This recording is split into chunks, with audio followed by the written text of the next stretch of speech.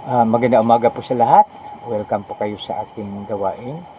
Magkaibigan, dito na po tayo sa mga awit 13. No? So, aking babasahin. Mga awit 13. Panalangin upang tulungan ng Diyos. Verse 1. Hanggang kailan, O Yahweh? Hanggang kailan, Yahweh, ako iyong lilimutin? Gaano katagal kang magtatago sa akin?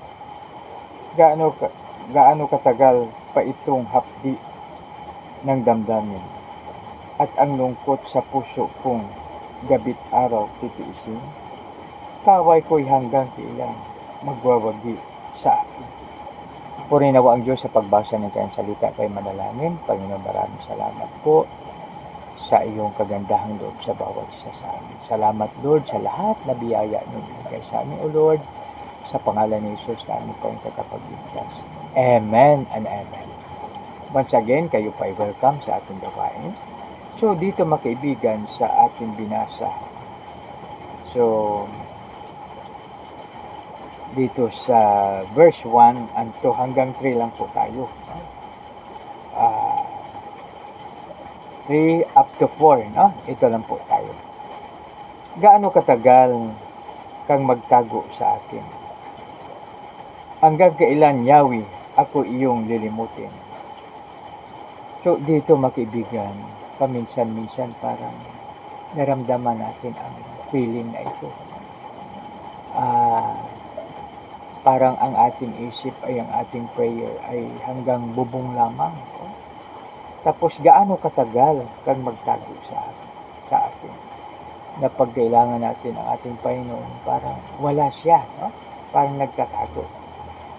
Sa to, gaano katagal pa itong hapdi ng damdamin at ang lungkot sa puso kong gabit araw titiisin?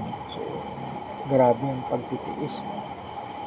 So, alalahanin natin makibigan na mayroong panahon para sa lahat. Ang lahat ay nagkatagpi-tagpi para sa kabutihan.